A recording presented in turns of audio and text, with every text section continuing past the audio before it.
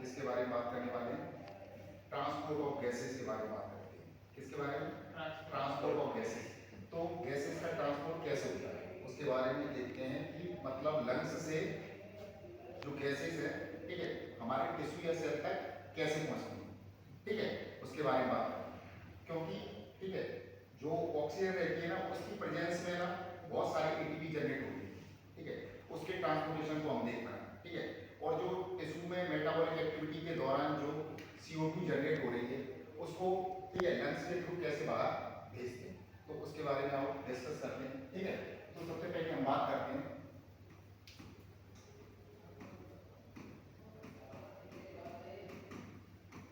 Transportation of gases में। Mainly हम दो गैसों का ट्रांसपोर्ट के बारे में बात करने हैं। कितने गैसों के ट्रांसपोर्ट के बारे में बात करेंगे? दो गैस। कौन कौन सी? मेनली जो दो गैस हैं उनमें हम बात करेंगे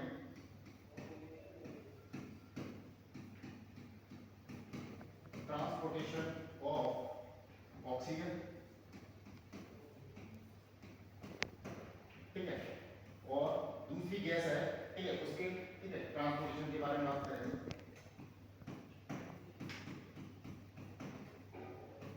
transportation of carbon dioxide, CO या कार्बन डाइऑक्साइड।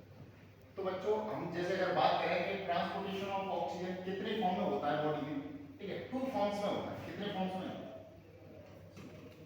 टू फॉर्म्स में, ठीक है। टू फॉर्म्स कौन कौन सी? ठीक है, ठीक है, अगर जैसे 100% ऑक्सीजन का ट्रांसपोर्ट करना है, कहां से कहां तक करना है, ठीक है, लंग्स से टिश्यू तक, ठीक है, तो दो फॉर्म्स कौन कौन सी होंगी, ठीक है, 97% फॉर्म, ठीक है, और 3% फॉर्म, मतलब टोटल, ठीक है, 100% ऑक्सीजन का ट्रांसपोर्ट करना है तो उसमें से दो फॉर्म में करेंगे। 97% फॉर्म किस फॉर्म में ट्रांसपोर्ट होगी, ठीक है, हीमोग्लोबिन से बाइंड होगी। किससे बाइंड होगे? हीमोग्लोबिन से बाइंड होगी। तो हीमोग्लोबिन से बाइंड होगी Hb प्लस O2 बाइंड करके क्या बना देगा? HbO2 का फॉर्मेशन कर देगा। इसको बोलेंगे ऑक्सीहीमोग्लोबिन। क्या बोलेंगे? Oxy haemoglobin. इस फॉर्म में, ठीक है, जो लंग्स से टिश्यू तक कितना परसेंट ऑक्सीजन का ट्रांसपोर्ट होगा? 97%। और जो 3% ट्रांसपोर्टेशन होगा ऑक्सीजन का वो किस फॉर्म में होगा? ठीक है, डिसॉल्व इन प्लाज्मा फॉर्म। किस फॉर्म में? मतलब 3% ऑक्सीजन क्या हो जाएगी? डिसॉल्व हो जाएगी। किसके अंदर? प्लाज्मा में, ठीक है, डिसॉल्व इन प्लाज्मा फॉर्म, ठीक है। ऐसे, ठीक है, कहां से? लंग्स से टिश्यू तक ऑक्सीजन का ट्रांसपोर्ट होगा। ऐसे ही अगर हम CO2 के ट्रांसपोर्टेशन की बात करें तो CO2 का जो ट्रांसपोर्टेशन होता है कितने फॉर्म में होगा? 3 फॉर्म्स में होगा। कितने फॉर्म में होगा? 3 फॉर्म्स, 3 फॉर्म्स में होगा, ठीक है। कौन कौन सी 3 फॉर्म्स हैं? इसको डिवाइड करते हैं। जैसे मैं बात करूं, ठीक है, 70% और 23% एंड लास्ट में 7%। 3 फॉर्म्स में होगा, ठीक है। 70% किस फॉर्म में होगा? ठीक है, 70% जो CO2 है वो बाइंड कर जाएगी किसके साथ? ठीक है, कैसे होगा? बाइकार्बोनेट के फॉर्म में।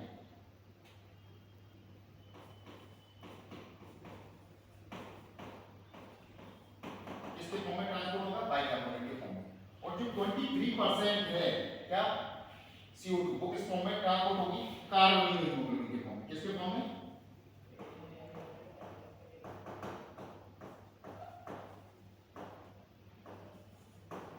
कार्बोनिल हीमोग्लोबिन के फॉर्म में। और जो 7% जो CO2 ट्रांसपोर्ट होगी वो होगी डिसॉल्व इन प्लाज्मा।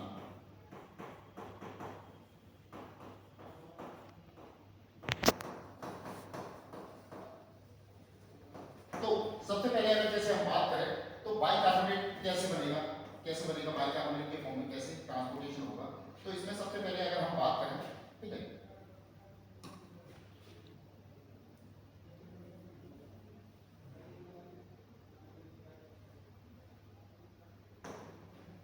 तो क्या होगा बेटा?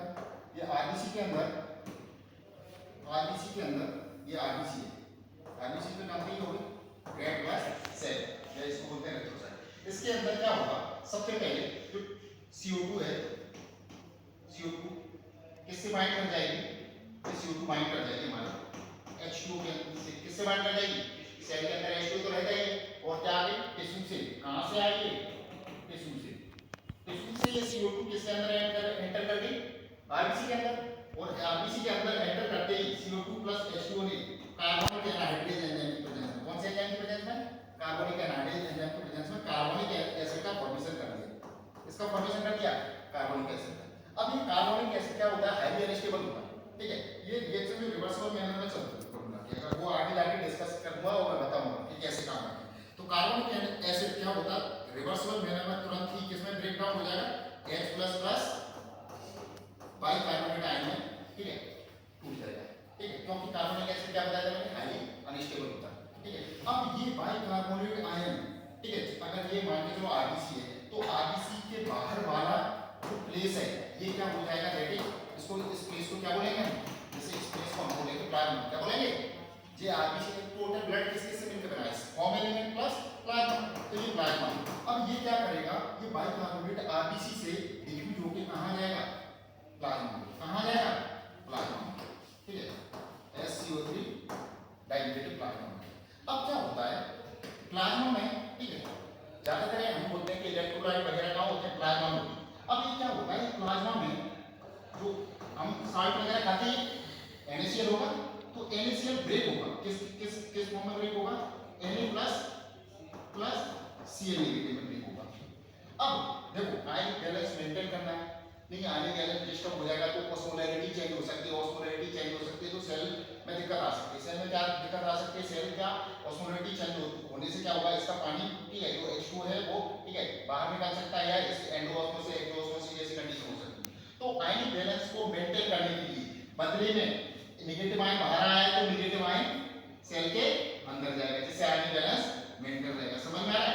तो बदले में जो बाइकार्बोनेट जो आएगा उसके बदले में क्या चलेगा, ये चला गया Cl नेगेटिव। अब ये Na+ बेचारा खाली रह गया, अब ये Na+ किससे रिएक्ट कर जाएगा, इससे रिएक्ट कर जाएगा, और रिएक्ट करते ही क्या बनेगा, NaHCO3, क्या बोलते हैं बेटा इसको, सोडियम बाइकार्बोनेट का फॉर्मेशन कर लेगा, ठीक है, समझ में आया। अब क्या हुआ, ये इसको इस प्रोसेस को बहुत ही, ठीक है, इंपॉर्टेंट स्टेप बोलते हैं, इसका एक स्पेशल नाम है, इसके ऊपर बहुत ज्यादा क्वेश्चन आते हैं, इसको बोलते हैं क्लोराइड की शिफ्टिंग हो रही थी, किसकी वजह से, बाइकार्बोनेट बाहर आए थे, इसको क्या बोलते हैं, क्लोराइड शिफ्ट, क्या बोलते हैं, क्लोराइड शिफ्ट, या इसी को इसका दूसरा नाम है, ठीक है, हैमबर्गर, ठीक है, क्या बोलते हैं इसको, हैमबर्गर फिनोमेनन, क्या बोलते हैं, क्लोराइड शिफ्ट या हैमबर्गर फिनोमेनन, क्लोराइड शिफ्ट हुआ ये बाहर, तो इस फॉर्म में, तो इस फॉर्म में बाइकार्बोनेट के फॉर्म में कितना परसेंट CO2 ट्रांसपोर्ट हुई, 70%। लेकिन अल्टीमेटली तुमको एक चीज दिख रही होगी, ये बाद में आ कहां गया, प्लाज्मा में आ गया ना, बना आरबीसी के अंदर था लेकिन आ गया प्लाज्मा के अंदर। अब ये जो 23% जो कार्बन डाइऑक्साइड है CO2 है, वो किस फॉर्म में ट्रांसपोर्ट होगी, ठीक है, उसके बारे में बात करते हैं। तो 20 इसी आरबीसी के अंदर देखो, आरबीसी के अंदर तो हीमोग्लोबिन भी होगा, क्या होगा, हीमोग्लोबिन। अब आरबीसी के अंदर हीमोग्लोबिन है, इस हीमोग्लोबिन से बाइंड हो जाएगी कौन, ठीक है, CO2, क्या हो जाएगी, ये CO2 हीमोग्लोबिन से बाइंड होके, ठीक है, क्या बना लेगी, HbCO2 बना लेगी, क्या बना लेगी, HbCO2, और इसको हम बोलेंगे कार्बोमाइनो हीमोग्लोबिन, कार्बोक्सी हीमोग्लोबिन नहीं बोलेंगे, क्या बोलेंगे, किस कार्बन डाइऑक्साइड से हीमोग्लोबिन मिल गया तो कार्बोक्सी हीमोग्लोबिन हो गया, कार्बन है कार्बोमाइनो हीमोग्लोबिन, क्या बोलेंगे, अमाइनो हीमोग्लोबिन, क्या बोलेंगे इसको, कार्बोमाइनो हीमोग्लोबिन, ठीक है। ये आरबीसी के अंदर ही रहेगा, क्योंकि हीमोग्लोबिन आरबीसी के अंदर ही मिल सकता है, बाहर नहीं मिल सकता, इसलिए ये जो Hb है, Hb से कितना परसेंट CO2 बाइंड हो रही है, ठीक है, 23%। तो अगर तुमसे पूछे कि आरबीसी कितना परसेंट CO2 का ट्रांसपोर्ट करती है, तो क्या बोलोगे, 23%, ठीक है। अब तुमसे दूसरे फॉर्म में ये भी पूछ सकता है कि, ठीक है, आरबीसी के थ्रू, ठीक है, कितने परसेंट CO2 का ट्रांसपोर्टेशन होता है, 23%, ठीक है। अब हम बात करते हैं जो डिसॉल्वेंट प्लाज्मा, मतलब ये वाला, ये कुछ CO2 क्या होगा, ये जो प्लाज्मा है, ठीक है, ये कुछ CO2 ठीक है, ये प्लाज्मा में डिसॉल्व हो जाएगी और CO2 क्या हो जाएगा, डायरेक्ट प्लाज्मा में डिसॉल्व होगी डायरेक्ट, कुछ CO2 डायरेक्ट प्लाज्मा में डिसॉल्व होगी और कुछ RBC से यहाँ बन गया। ये कितने परसेंट आ गई थी कि बाइकार्बोनेट के फॉर्म में 70%, और जो डिसॉल्व होके आ गई ये CO2 ये कितनी है 7%। ठीक है, तो कितना हो गया ये 77%। तो ये क्वेश्चन पूछा जाता है, ये टिश्यू लेवल पर ये प्रोसेस चलिए बेटा, किस लेवल पर चलिए, टिश्यू लेवल पर। तो ये क्वेश्चन पूछता है टिश्यू से एल्वेओलाई तक प्लाज्मा कितने परसेंट CO2 का ट्रांसपोर्ट करता है, कितना करता है 77%। अगर तुमसे ऐसे पूछे डिसॉल्व इन प्लाज्मा के फॉर्म में कितना परसेंट करेगा तो 7%। ठीक है, ध्यान रखना। तो ये तीन फॉर्म में होता है डिसॉल्व इन प्लाज्मा, इसको बोलते हैं कार्बोनाइलो हीमोग्लोबिन। ठीक है, ऐसे पूछेगा कार्बोनाइलो हीमोग्लोबिन के फॉर्म में कितना परसेंट CO2 का ट्रांसपोर्ट करता है। ठीक है, ब्लड 7%। ठीक है, नहीं 7% नहीं 23%। कितना परसेंट 23%। तो ये CO2 और O2 का ट्रांसपोर्टेशन के बारे में हमने बात करी। ठीक है, अब हम अगर जैसे बात करें इसमें, ठीक है, कैसे ट्रांसपोर्टेशन होता है इसके बारे में बात करें। जैसे अगर हम बात करें ये एल्वेओलाई बनाया है, क्या बनाया एल्वेओलाई बनाया। ठीक है, अब ये यहाँ पर ब्लड कैपिलरी है। ठीक है, क्या है ब्लड कैपिलरी है। ठीक है, ये ब्लड कैपिलरी है। ठीक है,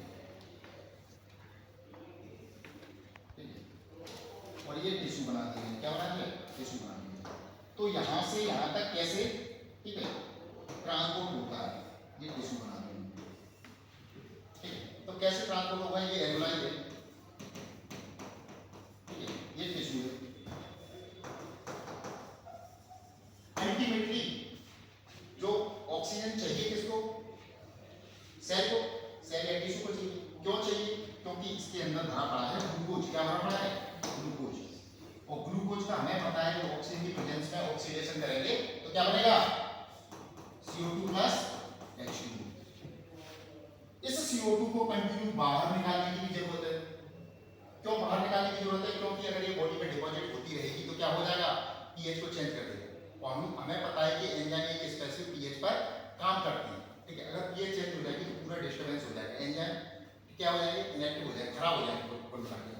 ठीक है, तो इस CO2 को क्या करना है, इसमें लोड करना है। ठीक है, और ऑक्सीजन ये है, ठीक है, एल्वेओलाई से